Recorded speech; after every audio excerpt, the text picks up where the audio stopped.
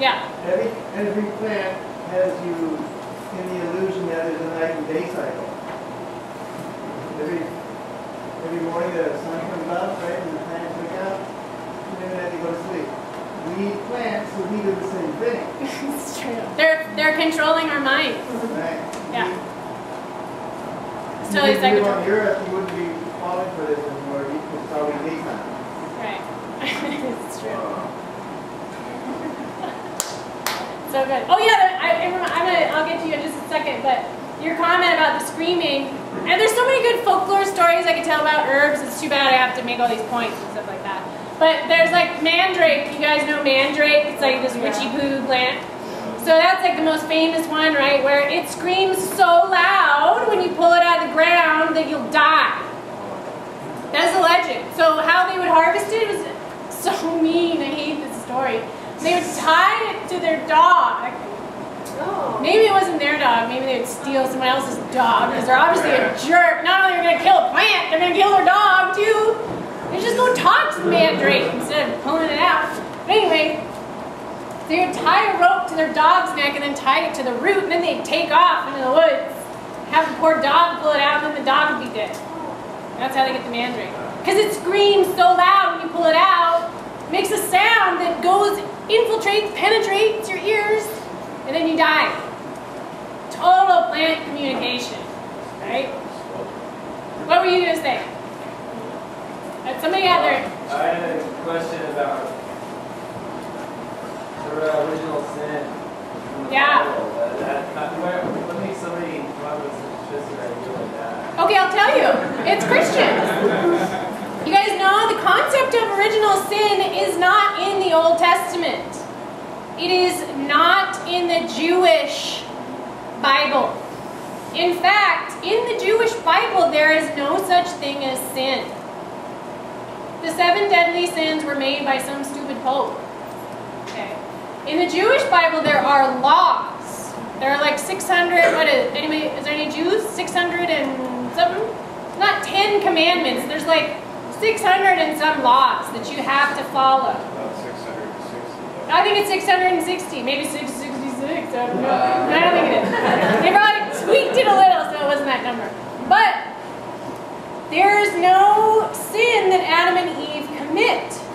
They disobey God. They don't follow the law, right? They don't follow the law, but it's not considered a sin that gets passed along, right?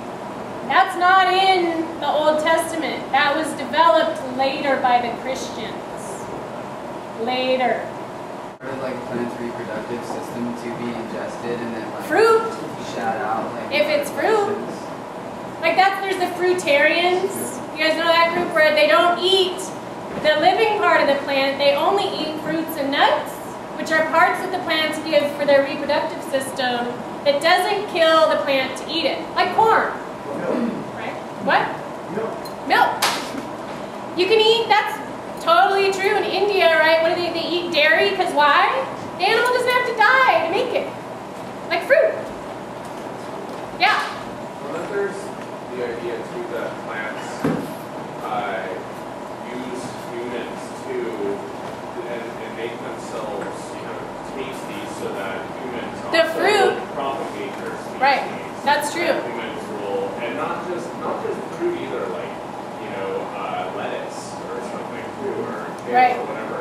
Stuff. They leaves by they strike a deal with us. Basically. You'll make more of us if we give ourselves up for your marijuana. So I mean, it's weird. It is weird. A lot of biology professors are teaching now that plants basically manipulated animals into existence just as seed carriers. Right. So like this whole time, they didn't really use us. And it's kind of funny that even the word plant is just halfway in between plant and planet. Right, it's true. And that gets me thinking, like, where we were saying, like, yeah, we all come from, like, bee plants, right. Bee tree, but before that it's the star. Right. And that got me thinking about, Terrence McKenna wrote a lot about how fungi is probably, like, an extraterrestrial origin plant, be it ET itself. That's why it's, like, purple stuff, so it can handle the intergalactic temperature extremes. But anyway, so it's like you're speaking the language of stars, or like you're kind of tapping into that. You know, The pre-language, Yeah. the universal language, the cosmic language. It's the cosmic language, is what it is. Totally. Yeah. How do you spell the name of the fellow who photosynthesized? Milarepa, Milarepa. It means 1,000 sheets. And he got his name because he would do tumo breathing to heat himself up.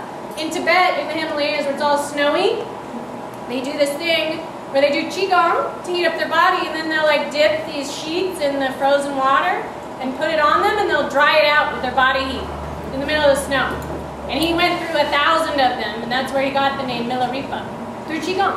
And when you were suggesting that all trees might be one tree, were you speaking metaphorically, or were you thinking Oh about no, seriously. but consciousness or physical? Physical form, Similar to like a physical structure. mushroom's mycelium. Absolutely. Yeah. Like connected, right? Yeah, in fact. Where do crystals fit in all of this? Well, crystals, under the definition of life, they'll say it reproduces and it can contain and transmit information. They had to change that because of viruses and like mad cow disease. Mad cow disease was just a strain of protein. There's no DNA, right? So they made that, and oops, under that definition, crystal. They reproduce and they contain and transmit information, right? So they're alive. And they show signs of evolution, which Nikolai Tesla already kind of proclaimed them as a version of life. Oh yeah, lots of people do. We're just dumb. Yeah. You mentioned the oldest writings as being on the papyrus, but they were on stone before that. Yeah, the Sumerian ones, right? Yeah. Cuneiform is what they say, but actually that's not true. The oldest writing was actually on turtle shell. It was the oracle bones from the I Ching. But they don't consider that writing, right? So just, you gotta, again, like redefine writing. The oracle bones that they would use for I Ching date back to 6,500 BC. That's like 3,000 years before Egypt. So they've had writing for way longer than we think that they have, right? But we just are so dumb that we say stuff that's not true. Nora. I was thinking how maybe you can know the influence of the plant. Like how would you know the influence of Saturn to be able to find those plants yourself? To make the correspondences? So, that's a good question. If you know what Saturn feels like, Right. like if you know what Virgos feel like, or Leo, you really understand. You look at the qualities, right? What are its qualities? Is it heavy? Is it light? Is it dark?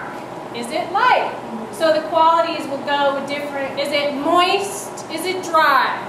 Is it, you go to the qualities or you go to the form? But those things make you feel a certain way. Yeah, right. And so if you touch a plant, Yeah, you can feel its qualities. Yeah. and you can feel that vibration, kind of like I think people are really tuned to like how crystals feel. Uh-huh. This one's for this or that. Oh yeah, you totally can. Like every time I touch moldavite, I freak out. I don't like it. It gives me like a migraine. Stuff's crazy. It's from meteorite, right? I'll touch moldavite and I get a migraine right there. I'll touch rose quartz and it's like, oh, nice. Yeah. What is styrofoam? And it's really unrelated, I don't know, but if you eat it, you're in trouble. yeah. It's just like chemical. not plant-based at all. They make it plant-based now. They have those like environmental ones. But the other ones aren't. I think they're like petroleum-based or something. I don't know. Is it? Yeah, polyethylene. Bad news. In the back. What about portability in relation with blood? How would we use it for blood transfusion? Yeah. So the main difference. I should have talked about it. Then you get all into sciencey stuff. So the difference between plants and animals is photosynthesis, right? Where does photosynthesis occur? It occurs in the chloroplast, which is equivalent to the mitochondria. There's two things in both the cells that make energy, mitochondria and the chloroplast. They both use one molecule, which is ATP, adenosine triphosphate. The chloroplast has chlorophyll in it. right? The chlorophyll is where it does the magic with the ATP, and then you have energy, right? It's total magic. It's smoke and mirrors, man. In the mitochondria, they make the magic, and then it's energy, right? So in the chlorophyll, you can substitute it for plasma, right? You don't use it as blood, but as the blood carrier, which is plasma, right? Which Kelvin talks about in his lectures. Plasma you can make with reishi mushrooms too, right? So it's the same substance, just a little tweak. Just got a little tweak, tiny little different thing. Very similar, but just a little different. And then you can talk about ATP, which is like another crazy lecture. There's one molecule makes energy for everything. Plants, animals, fungus. You know, we talked about how everything is broken down into these little things. All of those things use ATP for energy. Only one molecule. It's super secret and mysterious. People don't know this. Go read about ATP. It's not just a party on the Queen Mary, Long Beach. Right? That was a fun one though.